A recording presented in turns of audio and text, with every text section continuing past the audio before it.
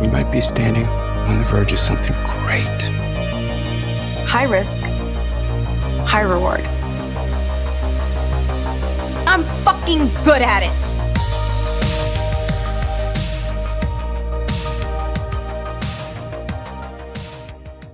Well, we are so excited. The Titans have added a fourth. It's Nathan Micay, the composer of Industry, all 4 seasons, and an incredibly talented EDM artist in his own right and DJ. And I think, you know, we're just meeting now, but we've DM'd, we've chatted. You seem like a lovely guy too. Canada. How are you in this world of such mean assholes like of industry? Are they ever just offending your kind sensibilities, or you're with it now, having lived in Berlin for all these years? I mean, sort of to sum up this whole mindset, back when I was a DJ, I used to DJ at this club here in Berlin called Berghain, which I guess is like, it's the reason I moved here. They used to book me, and it's like this famous hedonistic club where like everything happens. And one of my best friends flew out from Toronto to see me there, I think the second or third time I played. And he's like, you are the most boring person to ever play in this sex dungeon. And it's like, you know, I'm coming home and I'm reading manga. I'm not staying there after my set, you know? What are you reading right now? Kagurabachi? What do you want? I'm reading Monster right now. Monster's really good. One of my favorites. You should read Pluto as well if you haven't. Oh, we're past Pluto. I'm off to Japan way tomorrow. past Pluto. 21st Century Boys? I know, that's next. 20th Century Boys is one of my favorites. Yeah, no, we're okay. If you're a manga dude, we're gonna have some conversation. I mean, if I just turn my screen here, it's just like shelves of manga. Oh my God, you and I are talking the same language. You guys got to get on another interview here, okay? Yeah, sorry, it's gonna be something separate. Okay. What I'm hearing, Nathan, is that you can get us into Berghain. Oh, dude, I have absolutely no sway there. I played my set there in October, and Mickey and Konrad came out, so they can vouch for this, but I ended my set with the Macarena, and I don't think they'll ever book me again. I think that's it. Fuck. Yeah, why'd you do that? We It's a needed big you. kiss off. We needed you. Dude, I'm 35. I'm trying to relax. I don't need to be there. You're growing out of that I age. go there now. It's like I'm DJing a bar mitzvah. These kids are like 15. They don't even know what the Macarena is. It was just like everyone over 30 knew the dance. Everyone else did not, you know? What dances are the kids doing at the bar mitzvahs these days? For us, it was like, we were playing Coke and Pepsi. It was the electric slide. We did a little Dougieing, I feel like. Yeah, Soulja Boy was huge. It was Soulja Boy. What are they doing now? That's our generation. They're snorting cocaine and... we're going to cut that. No, we're not. Don't even dare. Don't you dare. All right, let's get started, Nathan. I want you to tell us about Blue Spring, the track that started it all. Yeah, sure. I wrote that in like 2018, I guess. It was the first track of the album that eventually became the title track too. And I remember that day I came home from IKEA. I was very frustrated about this carpet I got. They packaged the wrong carpet. And I'm like, I'm going to take out this energy I feel in this track. I was feeling bittersweet, but also excited to be moving into a new apartment. And it ended up being this sort of track that I've never been able to capture a feeling I had so perfectly on a track. And somehow it made its way to Mickey and Konrad over the course of the next year. And then I used to teach at a volunteer center for music here, and I was just teaching my class. I get a text saying, hey, can you come to London the next day to talk to, I just forgot her name, the woman who did Girls. Lena Dunham. Yeah, sorry, Lena Dunham. Yeah, can you come talk to Lena Dunham? She directed the pilot. Yeah, that was the only information I was given. I didn't even know I didn't know Mickey and Konrad were a part of it. And I was like, oh my God, okay. And then I got there and it was Mickey and Konrad, and they were just like, Blue Spring, tell us about it. And that was kind of how the interview started, more or less. But yeah, long way of answering. It was just trying to capture, now as Mickey puts it, the feeling of grown men crying. And that was pretty close. Yeah, it's such an evocative track. I mean, every time you hear it, it's just like, oh, thanks. It's chills, really. It's funny to hear it now because I wrote it like 8 years ago. We also want to know, what are some of your favorite music cues from this season? We have our own, like we have our faves, but like I want to know, like you as can put like the person that's scoring this incredible show, like what stands out to you as your favorites? I don't know if this is one that like sort of jumps out at you at first. I know it's my favorite, and also Ollie White, the music supervisor who picks all the tracks. He's also kind of my boss throughout the season. The cue where Whitney sings Whitney Houston to Harper on the phone. That's like a very long, if you rewatch the scene, it's like quite a long cue with many different styles and jumps in it. And it was kind of it was done pretty much on the first go around, aside for a couple small tweaks. And I'm pretty happy with that one. It's just got it's got this crazy synth thing that happens at the beginning. And then you have these beautiful chords while Harper's talking about funerals. And then Whitney just starts singing and it gets so creepy. And then it has this huge jump to Whitney saying, "Dear Henry." And then it gets really weird and dark. And then once, that was a good Max impression. Thanks. I heard your talk with him on your last episode. I had no idea that was not his real voice. It blew my mind. Anyway, and then that cue ends with Ferdinand being like, "Yeah, so Russia," and there's this sexy. He was very adamant about that scene being kind of sexy, and there's these sexy vocals that come in. So that one I'm pretty happy with. I literally just saw a tweet about you, and it said, "It was on Twitter. I am off Twitter. I have no idea." Good. That's great. You should be. But it's when Yasmin threatens to call security on Harper, and it said Nathan put his whole synthussy, pussy, into it. And I was like, we're just creating new words for this. Yeah, that part is fucking sick. See some of the stuff. I get sent a lot of messages. The only social media I still kind of check sometimes is Instagram, which is how we start chatting. But I get sent essays on some of the cues I did. People have so many thoughts put into it. That's so cool. And, yeah, it's amazing. But some people who are actually trained in music, which I'm not really, they start putting all these big terms on things, and then I just get confused. It speaks to what you've created for the show, because the show would not be the show without the Nathan Micay score. It's iconic. I appreciate that.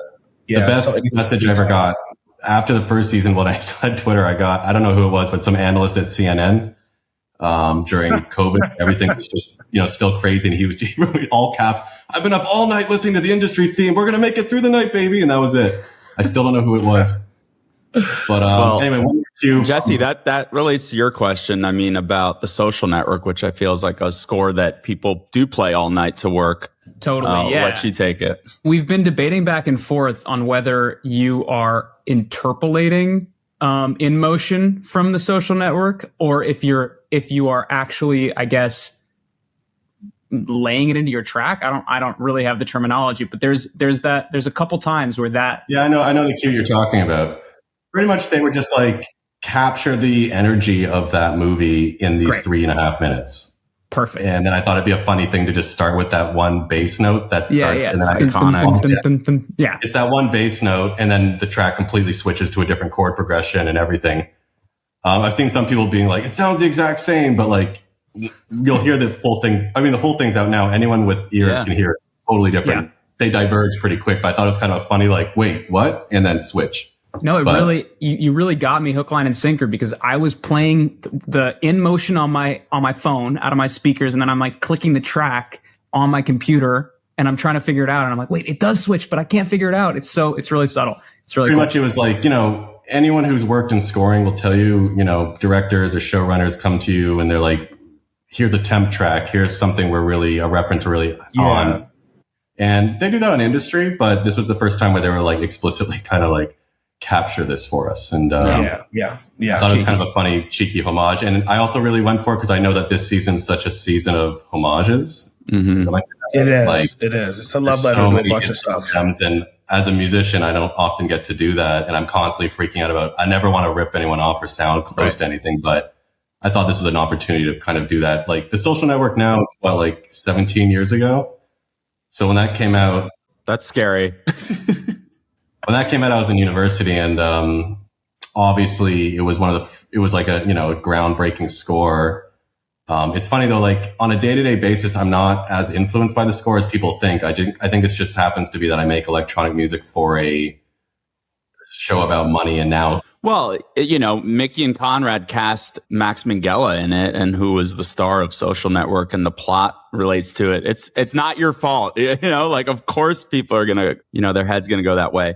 So you kind of just mentioned it, but I would love to know more about the work process. I think a lot of listeners and viewers would love to know, when are you first seeing the show? What happens next?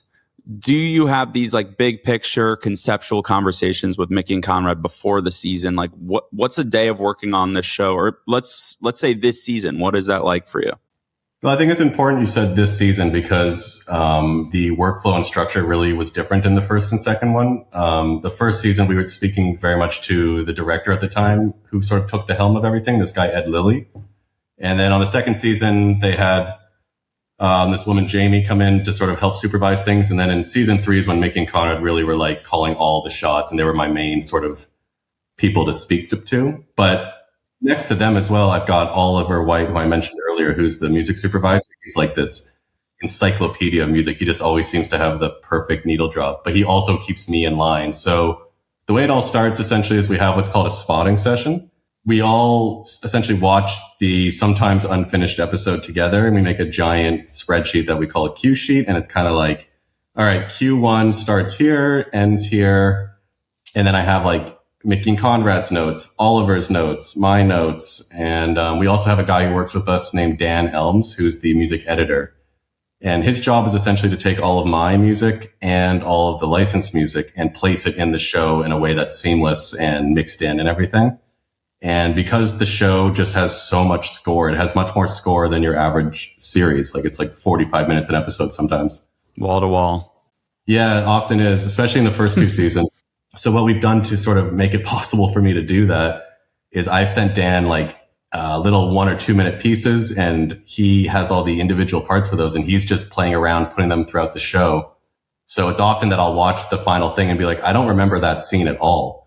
And then it's because Dan was working on it with my music. What will a note from Mickey and Konrad look like, for example? It can be as specific as like, you know, at this millisecond, we want this, make it very sad. They'll even sometimes send me a reference. Konrad once called me out of the blue and he just said, I want you to watch Manhunter by Michael Mann. Hell yeah. And I want you to think of one scene where he's on the airplane having a vision. And I was like, okay.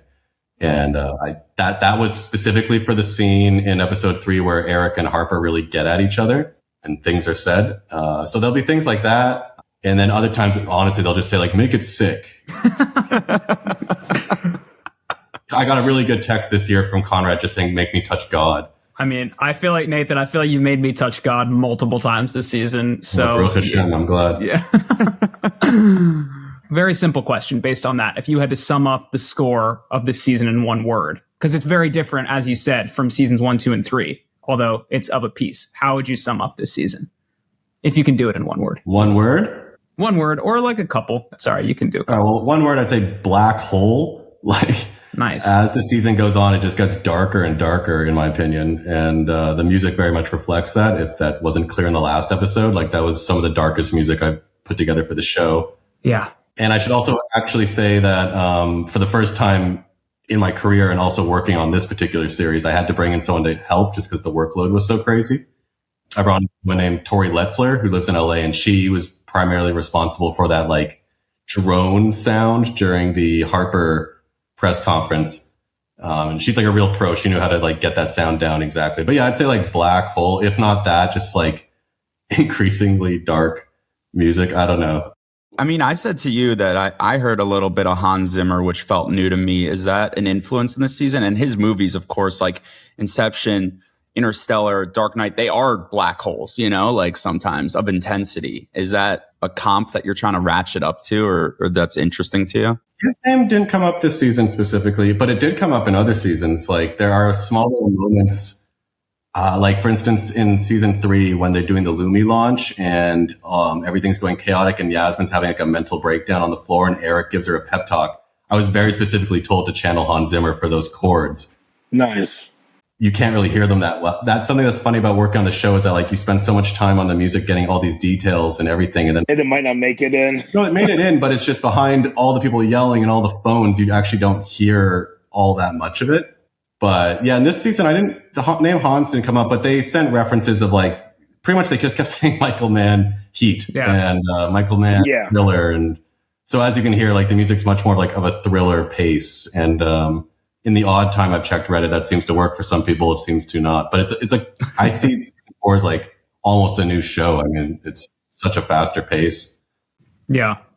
Yeah. I mean, your score helps someone like me. I'm very, very stupid in terms of finance, and I don't understand well, any I used of to be. it. Now I know. Yeah, well, but also I guess you've tapped into something, because I understand always what's up, what's down, what's bad, what's wrong. And I think that's really thanks to you. Like, they could be speaking Japanese, but when that score hits, I'm like, okay, I'm good. I'm on track.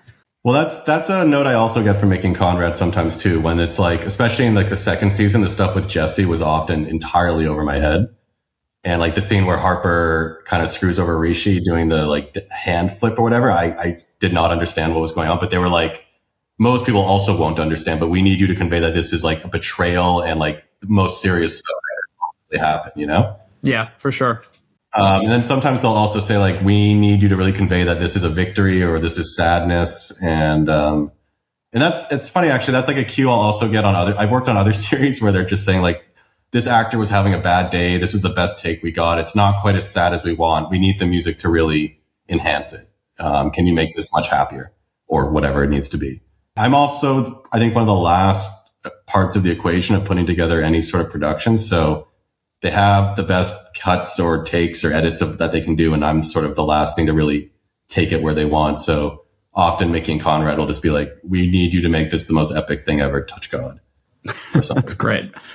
Speaking of them, when you're out with them, whether it's Berghain or somewhere else, what's their style? Are you getting them to move with which tracks? Like, are they chilling? Are they dancing? Do you know what to play to get the people? And I mean, people, your two bosses really jumping in the club. Well, it's funny. So I did the music for a big fashion show in Milan like 2 years ago almost. And I had 2 guest passes, and I was like, who are 2 people I know that actually care about this stuff? Oh, Mickey and Konrad. So they were allowed in and we all got to hang out. And they actually took some of the tracks that I picked for that fashion show into this season. Like, I don't know how to say it. Tai-Shi. Like the track when Henry and Yasmin and Haley are having like their little dalliance, you know. That's a great one. So that was straight out of that. So that one clearly works for them. And then Ollie and I have a pretty similar sensibility. He's also a DJ, but he's actually like still an active DJ. So like we would have had a lot of crossover anyway. But I can tell you, you know, they liked the Macarena at Berghain. Fucking millennials. They're the best dressed people wherever you go. I mean, I've only hung out with them in person like a number of times, but they're always, I have this thing as well that like when I first flew to London, I realized I was in such a rush to get out the door because it was so rushed to buy this flight and everything. I forgot to put on socks. And so at the airport, I bought just some socks, and all they had were socks with food on them. So I remember showing up being like super embarrassed. And then now I'm even more embarrassed, hoping they've never brought it up, but I hope they didn't see those socks because they're like the best dressed people I know. Well, let's hope they don't listen to this interview for your sake, so you don't get blackballed by them. I'm bringing them into the fashion world now, so at least I have some credit. Yeah, right. They should be thanking you, dude, for real. Razoblachania on them, or whatever the Russian compromat word is. Nathan, do you have a club that you think, maybe besides Berghain, which, you know, has an infamously incredible sound system, is there a club off the top of your head that you think has the best sound system in the world, either London, Berlin, or elsewhere? I can tell you a couple. I don't know if this club still exists, but there used to be a club in Washington, D.C. called Flash, and that had really good sound. There's a club in, it's a Swiss city, not Geneva. What's their other big city? Gstaad? Zurich, sorry. Yes, thank you. In Zurich, I'm not sure it still exists, but there was a club called Zukunft, which just means like the future in German. That was unbelievable sound. And then the last thing is like every time I played in Japan, the sound is just miraculously good. I feel like anything technological, they just do it to a T. They're like, we see what you guys do better. Yeah, it's like I once went there and I went to see like a reggae night, and it just clearly they'd found some like reggae dub rig from like the 70s and brought it out just for that event. Like they really take it seriously, whatever they're doing there. That's crazy. So you mentioned Ollie White a couple times. He's the music supervisor for the show. And I'm curious if you have any input in the music supervision, because I feel like that and the score need to work a bit hand in hand. So if there's going to be 80s pop songs, does that change the way you do the synth? If the synth is going to be one thing, does that change the music that's selected as far as the soundtrack? How does that kind of work? So by the time I come on, poor Ollie has been working on the music, not only the music licensing and like the picked music or the licensed music, but he's putting down what they call temp tracks. And out of every show or film I've ever worked on, this is like the most meticulously temped show. And Ollie is incredibly diligent and good at finding like all kinds of stuff to fill gaps. He edits them very meticulously. And so by the time I come on, it's like we have these meetings where we go through the episodes and try to figure out what sounds should go where, what are the moods, when they start, when they end. But Ollie's actually mapped out quite a lot. That temp isn't like sacrosanct. It doesn't stay necessarily, but it's always sort of, I'd say at most it shows when and where its tracks should come out. And at this point in the 4th season, most of the temp is just me anyways. Yeah. Okay.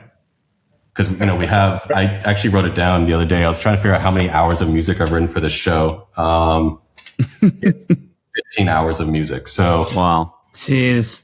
And that's, of course, including a lot of repeated themes and stuff. But that's like, if you were to add up all the cue sheets of how much score, it's about between 4 seasons, it's about 15 hours. So it's like 32 hours of television, right? So anyway, all is to say is by the time I get on, the tracks are usually chosen, but there's I've been on a few conversations where it's like Mickey and Konrad will ask, how are we doing licensing this track? And then they have to sub something out. Yeah. There's been a few conversations where they got the budget this season. It seems like they got every song they could ever dream of in the show, I've been playing The Promise from When in Rome like so many times since I heard that. I've been spinning Orinoco Flow nonstop. I just can't get off that. I mean, this season that Ultravox. Yeah, the Ultravox is awesome. Man. But one other thing about this season, just before I continue on that thread, is like, you might notice there's like weird covers a lot this season. Like they wanted to get Lilac Wine. I ended up having to do a piano version of that. So this happens quite a bit where it's like, hey, we have the rights to the publishing, but not the song. Can you do a quick little... Can we interpolate it? Yeah. So like, I couldn't even find that Heroes one online anywhere. Yeah, like you won't find... Yeah, like I'm not allowed to release that, but it's in the show, Yeah. And you guys also, like, I was... In the first episode, the music that's playing when they're at the boardroom and Whitney gives that speech where he's like, love that scene. That's the first part of that's my score, but the second part of that with the horns and stuff, that's famous piece from the 1600s called Queen Mary by Henry Purcell. And you might notice it a lot in the second episode. So again, that's an example of like, they had the rights for me to do it. Cause it's sort of like an open, it's such an old piece of music and it's so famous for being in Clockwork Orange. Yeah. And Wendy Carlos did their version of it. So I got the rights to do a reinterpretation of that. So at the end of the first episode, that's me doing what we're calling the industry version of the Funeral of Queen Mary. It's amazing. Yeah. Well, obviously, we talked a little bit before about this. You have a manga collection. We're talking the same language. But what does the film Akira specifically mean to you? Like just as an entity or the music? Both. I mean, as an entity, like you can't really see it, but that poster there is like an original art from the movie. Like nothing You're ahead. Like this. Wait, where is it? This red thing on the shelf behind me is an original 1992 Kaneda on a bike. Like there's no other piece of media or like literature that has hit me as hard as Akira. Me too. Like I got the box set over here with the mangas. Like, it's just on a few levels, like the world building is just so supreme. And B, I also just look to Otomo as a source of inspiration sometimes. Like the guy did the whole thing by himself over 10 years. And if I'm freaking out over writing, 4 hours of music in 3 months, I'm like, well, he could probably have done that, Yeah. And then just like in terms of like the film itself, it's just this, even like that, the Kaneda slide on the bike. It's iconic. Yeah, it's like there's like a YouTube compilation that's 6 minutes long of people just doing that, and each time they use it, it's like 6 seconds. So it's like I've watched the exact YouTube video you're talking about like multiple times. It's so entertaining. In the last season, in the first 2 seasons, we didn't have any drums in the score, which is pretty. There's like a shaker, and that's kind of it. And then the third season, they're finally like, okay, like we know you're obsessed with Akira and all that, like go for it. Here's a bone. The scene where like Rishi's doing coke in the elevator before he goes to like try to collect for the syndicate to pay off. Nice. Like if you rewatch that scene now, you'll hear just like there's huge taiko drums. And in this season, the scene where Henry's on acid in episode 2, that was me doing my best to just go full like Ghost in the Shell, Akira. Nice. I gotta replay that. Hell yeah, dude. score just because if you really listen to the music when the soundtrack comes out, like the amount of reverb changes and drum recording, it's complicated. But that was like the most fun I had doing a cue this season for sure.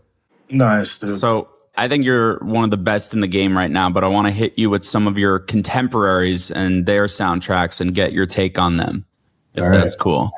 Sure. So Daniel Patton for Marty Supreme. Have you seen that film yet and heard that soundtrack? No, not out in Germany until like. Oh, that's sad. You're gonna love it so much. You're gonna. I bet you. I know you love his Uncut Gems. His Uncut Gems score.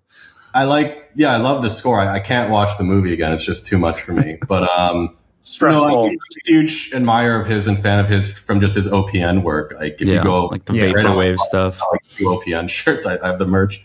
But no, his album Garden of Delete had like a huge influence on me. Nice. And I just admire everything he's accomplished. I sometimes joke in my head that like I'm the Salieri to his Mozart. Nice. We like that. Hopefully you're the Mozart. You're the young gun. Yeah, true. But you are the young gun. Yeah, there. I just look at my fireplace and think it's not God laughing at me. It's OPN. You know? That's But great. yeah, huge admirer of Daniel's. We've never met actually, but I think we've had so many mutuals at this point. We probably will at some point. And I think you'll love Marty when you see it. I think you will too. What about Nicholas Britell from Succession? I respect the Succession score big time, but I'm a much bigger fan of his work on Andor season 1. Ooh. Nice. You are talking our language. Do you know how much we love that show? I love that show. I tell everyone I know to watch that show, and nobody ever listens. Season 1 or season 2 for you? Well, score-wise, he didn't do season 2, so I can't comment on that. But I meant for you, like in terms of which one you prefer. Oh, I liked the first season because it's got all these like off-kilter weird synths and stuff. And I've read so many interviews with the composers at this point, the new composer, that it's like it was a very conscious choice for them to move towards the Star Wars palette, let's say. Okay. So season 1 for me, but as a show, season 2 was just unbelievable. I love that. Yeah. And he did Moonlight as well, which is great. And I've always had this like weird theory that the score of that is very influenced by Fiddler on the Roof. If you've ever seen that. Interesting. Wow. Fiddler on the Roof. It's got this motif that I've always been curious to ask him about. I kind of know what motif you're talking. I would never, in a million years, I would never have come up with that. That's why they pay you the big bucks, and I get paid nothing to interview you. What about Cliff Martinez Drive? Yeah, I mean, it's funny. Like I get a lot of messages too, being like, "You sound like Drive," and I actually haven't seen that movie, but I've heard parts of the score. Fuck, I messaged him that a few weeks ago. Oh, was that okay? That's why I'll show myself out. No, you asked music. You asked me to analyze the music cue when Sweet Pea's on the Beach in Ghana, and I was trying to explain it with my lack of terminology. So that's what I was attempting. You did a good job. Okay. But I mean, he's another one where it's like similar to I'm very familiar with Trent and Atticus's work at this point, which is funny. Like with them, the score I think of the most is Soul. I love that score. But I wouldn't be like, I couldn't say I'm like a scholar on their other scores, especially like The Social Network. I don't know it inside and out. Like I didn't realize how many people did, But Cliff Martinez, I just bring them up because he's a similar example of like sort of pioneering more second generation synth scoring. And when I say second generation, I guess I'd put the first as being like Vangelis, Tangerine Dream. We got those coming. Yeah, sure. Are you on our document of questions we have for you? Yeah, are you reading ahead? Send him the Google Drive link. He's in on us. Tangerine Dream's the great unifier. So I think one of the reasons Mick and Konrad and I got on so well was in the initial interview, they were like, tell us a score. They'd sent me like 2 very rough cut screeners of the episodes in season 1. And they're like, tell us a score you think you could drop in there. And I said, honestly, Tangerine Dream, Risky Business. And they were like, that's the right answer. That's exactly what we were thinking of. Boom. Amazing. Money. Nathan, I have to go. I trust that Senna and Gabriel are going to finish this interview strong. I have to bounce, unfortunately. But thank you so much for your time. This was amazing. My pleasure. Gabriel can attest, like, whenever we're talking about movies, he's like, he makes an outline, and I come out of the gate being like, let's talk about the score. And he's like, all right, slow your roll, big dog. That's your biggest fan. I'm a huge fan. Thank you so much, man. He's such a fan. All right. Bye-bye. It's a funny thing with this score. Like I've worked on quite a few shows at this point, and I, read about other shows, and it's like rare, I think, to see a score get any attention at all. So I'm thankful people seem to connect with it. Yeah, no, people are obsessed with you. We have a couple more here. I want to know what you think about the Euphoria score by Labyrinth. I'm trying to remember. Oh, yeah, that's interesting. Like, I don't know his work outside of that score, but you don't listen to Labyrinth? I honestly, I listen to like folk music on my spare time. Oh my God. That's cool. So like if you looked at my record collection right now, half of it's like Alex G, and then the rest of it's like old folk music, like Donovan. No, that's not true. I listen to other stuff too. But pretty much, yeah, I mean, that was really, I get very intimidated by scores like that because I can't sing, and just the idea of being able to use my voice like that is very amazing. I wish I could just like whip out a mic and capture that, whereas I have to like source a singer, which is annoying. Yeah. You listen to like Jason Isbell in your free time, like country folk, or are you doing like just folk, like true American, hard American? So we're going back to like grades 7, 8, and 9. I was listening to country music for sure. Damn, word, Nathan? Boots and all? I was listening to like a lot of Canadian country music in Toronto because they play it in the locker for hockey. Gordon Lightfoot. No, I'd consider that like straight up a folk. Like, yeah, like Edmund Fitzgerald, that's a Canadian. Like, I'm talking like obscure guys like Paul Brand. Okay. But I was looking like Rivalry? Some Saskatchewan shit. Yeah. Maybe Living Heated Rivalry back in high school. I don't know. Whatever like you're his into. biggest song was literally called Alberta Bound. Let's hit some classic scores. So you already mentioned Vangelis. How about that Blade Runner score? What do you think of that? Yeah, I mean, that's the Mona Lisa as far as I'm concerned. Ooh. Yeah. I mean, also, I think a more obvious influence on my work for Industry would be Chariots of Fire, especially with that like like when you listen to Chariots of Fire and like the Industry theme, it's pretty clear influence, I'd say. But yeah, I mean, I looked him for, I love just watching YouTube videos of him fiddling around with synths and just having like all these synths with a cigarette in his mouth, and it's just so. What about Shawshank Redemption? Who did that? Thomas Newman. Thomas Newman. Yeah, I mean, actually, if you want to talk Thomas Newman, the score that directly had the biggest influence from him on Industry would be Less Than Zero. Oh, that was nice. One of the first Love score. That book. I've never seen the movie because I always heard it got butchered. But if you say the score's good, I gotta. The score is unbelievable, and it's kind of like this holy grail score. If you want to buy the score on vinyl, it's incredibly hard to find. And I think it's actually only on CD.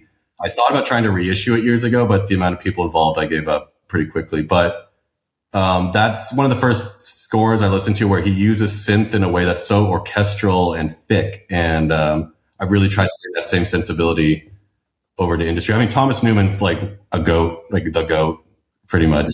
Well, I wonder if this next guy's a GOAT. Fellow Torontonian Howard Shore and The Lord of the Rings. I know that's no synth at all, but I'm curious what you think of that score. Yeah, I mean, I don't consider Lord of the Rings to be a film score. I consider it to be like an archival, important piece of history. My favorite thing when I think about that is the scene where it's like they light the lanterns. It's like a minute and a half. The beacons, yeah. The top comment on the YouTube is just like Howard Shore they were like, we're going to do some beacons lighting. He's like, hold my beer. And it's that meme of like the guy with the piano on fire, you know, it's I get exhausted when I listen to that score because I just think about how much work it probably was to not only just like compose it, but assemble the players, record it, the amount of people you have to find. It's incredible. I was watching him accept the Oscar for it, and he was so just like chill and matter of fact. Like I was like, man, you just made the greatest film score ever. Like show a little enthusiasm. But no, he was just a cool, calm Canadian. So that was cool of him. Well, if I could throw out one more, you do it. Yeah, dealer's choice from the Newman family. I don't think people realize how like thick the Newmans go in scoring. You got Randy Newman, who did like Toy Story and stuff. And then of course, David Newman, who did, I believe it's Thomas's father or uncle, did the Mighty Ducks. Nice. Love that one. Listening to the Mighty Ducks theme this morning, because sometimes I just need that, boost. It really is one of the best themes ever written, in my opinion. Wow. It's so malleable. Even like the really nice quiet one he has with like an oboe and some woodwinds. It's unbelievably good. And the comments are all exact what I'm thinking. Like this literally is the best theme ever written, and nobody even notices it. All right. Well, Nathan Micay, the composer for Industry, the man setting the tone for the show, amongst many other great collaborators. But yeah, we just love your work, Nathan. So thank you so much for everything you do and for putting us into weird headspaces every Sunday night for the past few years. You've hurt me. I have psychic damage from this season when what you did, but I forgive you. I do. We can still be friends. I appreciate that, and I'm sorry if I talked yours off on tangents. I have no, not at all.